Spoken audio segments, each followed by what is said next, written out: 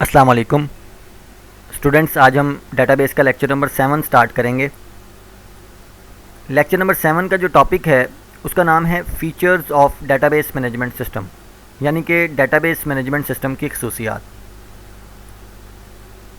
Start करते हैं। Dictionary है, यूटिलिटीज़ हैं, query language, report generator, access security और बैकअप एंड रिकवरी।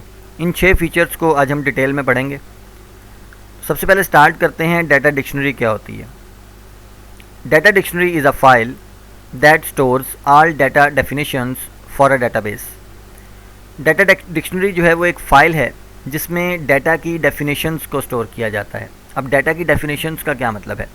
डेटा की डेफिनेशंस का मतलब है रूल्स एंड स्टैंडर्ड्स, कि किस रूल्स के मुताबिक डाटा जो है वो एंटर किया जाएगा डेटाबेस में।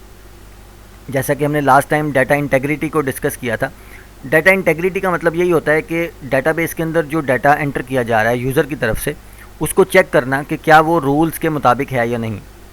तो डाटा डिक्शनरी के अंदर वो तमाम डाटा डेफिनेशंस लिखी होती हैं, वो तमाम डाटा डेफिनेशंस या रूल्स एंड स्टैंडर्ड्स लिखे हुए होते हैं जिनके मुताबिक डाटा को चेक किया जाता है। सेकेंड पॉइंट देखें, इट में also monitor the data that is entered, कि असल में डाटा डिक्शनरी का काम क्या है? मॉनिटर करना, चेक करना कि जो डाटा एंटर किया जा रहा है क्या वो डाटा डेफिनेशंस के मुताबिक है या नहीं। तो सिंपल सी बात यह है कि डाटा डिक्शनरी के अंदर डाटा डेफिनेशंस होती हैं।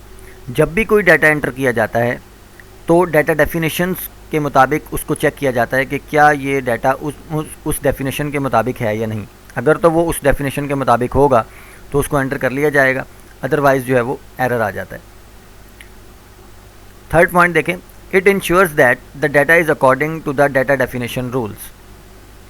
डाटा डिक्शनरी जो है वो इस बात को यकीनी बनाती है कि क्या एंटर होने वाला डाटा जो है वो डाटा डेफिनेशन रूल्स के मुताबिक है या नहीं। These rules include field size and data types. देखें, इसमें फील्ड साइज़ हो सकता है। फॉर एग्जांपल, एक डाटा डेफिनेशन रूल है कि फ़ील्ड का साइज़ जो है वो 20 होना चाहिए। तो इसका मतलब है कि आप उस फील्ड में 20 करैक्टर्स से ज़्यादा का डाटा एंटर नहीं कर सकते। इसी तरह से एक डेफिनेशन रूल है कि डाटा टाइप जो है वो इंटीजर होनी चाहिए। तो इसका मतलब है कि उस फील्ड में आप इंटीजर डाटा ही एंटर कर सकते हैं, करैक्टर डाटा एंटर नहीं कर सकते। इस तरह से डिफरेंट डाटा डेफिनेशन रूल्स होते हैं जो कि डाटा डिक्शनरी के अंदर सेव किए जाते हैं, और जब डाटा एंटर होता है तो फिर वो उन डाटा डेफिनेशन रूल्स के मुताबिक ही एंटर किया जाता है। Data is also used for data access authorization for database users. अब ये जो डाटा डिक्शनरी है ये सिर्फ डाटा को स्टोर करने के हवाले से नहीं बल्कि डाटा को एक्सेस करने के हवाले से भी इसमें रूल्स होते हैं। ये लास्ट पॉइंट है, इसमें छोटी सी मिस्टेक है। Data dictionary is also used for data access authorization for database users. मतलब डाटा को एक्सेस करने के हवाले से भी रूल्स होते हैं कि डाटा को कौन एक्सेस कर सकता है और कौन एक्सेस नहीं कर सकता। इस हवाले से भी तमाम रूल्स जो हैं वो डाटा डिक्शनरी में ही अवेलेबल होते हैं। Data dictionary is also called repository. Data dictionary को रिपोजिटरी भी कहा जाता है, इसका दूसरा नाम है। उसके बाद सेकंड पॉइंट है utilities. The database management system utilities are programs that are used to maintain database by processing data, record and files. Utilities का मतलब होता है सहूलियात। तो वो कहता है कि डेटाबेस मैनेजमेंट सिस्टम में कुछ ऐसे प्रोग्राम्स भी होते हैं, कुछ ऐसे सॉफ्टवेयर भी होते हैं जो सहूलत के लिए आपको दिए जाते हैं ताकि डिफरेंट किस्म की जो यूटिलिटीज़ हैं आपको प्रोवाइड की जा सकें, यूज़र्स को प्रोवाइड की जा सकें।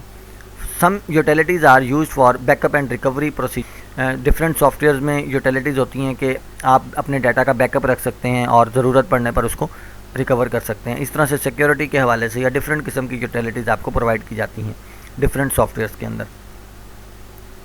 उसके बाद क्यूरी लैंग्वेज है।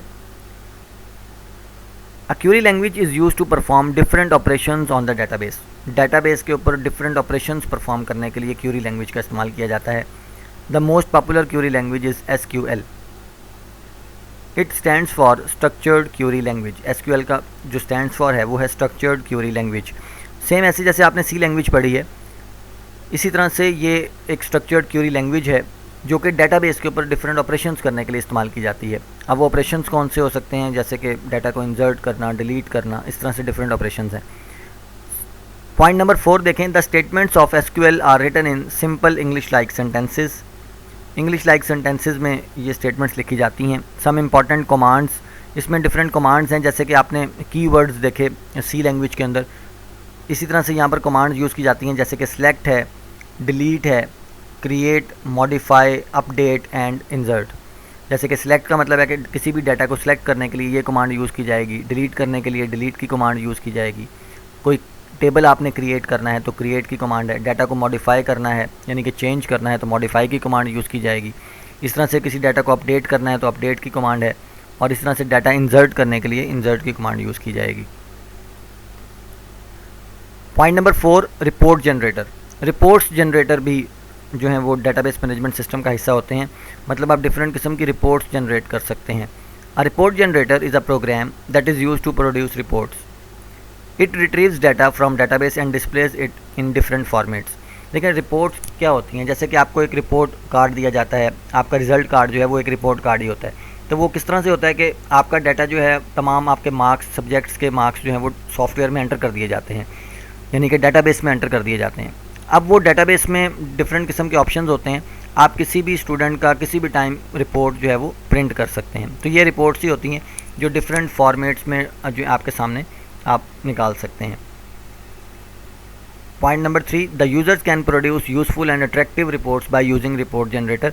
तो रिपोर्ट जनरेटर भी एक डेटाबेस मैनेजमेंट सिस्टम का एक फ़ीचर है, जिसके ज़रिए आप जितना भी डाटा आपने उसमें स्टोर किया है उस डाटा में से डिफरेंट किस्म की रिपोर्ट्स आप जनरेट करके उनको प्रिंट आउट कर सकते हैं।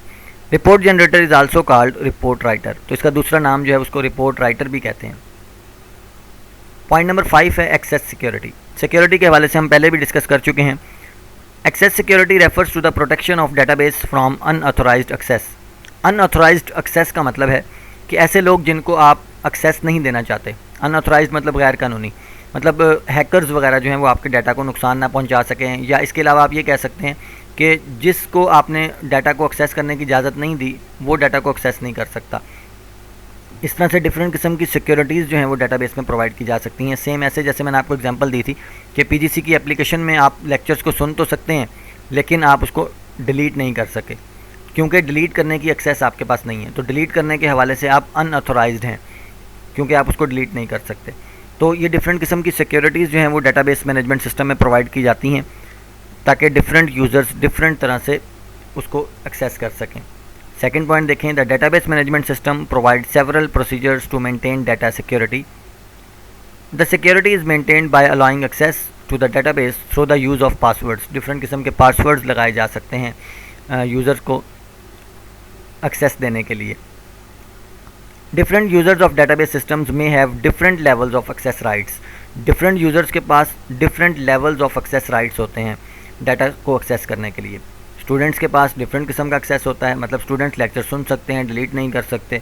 मैनेजर जो हैं वो लेक्चर्स को डिलीट कर सकते हैं या उसको अपलोड भी कर सकते हैं। तो इस तरह से डिफरेंट किस्म की एक्सेस डिफरेंट यूज़र्स के पास होती है। और ये कैसे पॉसिबल है, डाटाबेस का एक्सेस सिक्योरिटी जो फीचर है उससे हम इस बात को पॉसिबल करते हैं।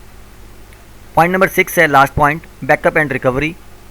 बैकअप एंड रिकवरी फीचर भी डेटाबेस का हिस्सा होता है। डेटाबेस मैनेजमेंट सिस्टम में आप डाटा का बैकअप रख सकते हैं, ज़रूरत पड़ने पर उसको रिकवर कर सकते हैं। तो सेकंड पॉइंट में देखें, backup facility is used to store an additional copy of the data. The data can be recovered from backup file if original file is lost और डैमेज। सेम वही बात कि बैकअप उसका रखा जा सकता है।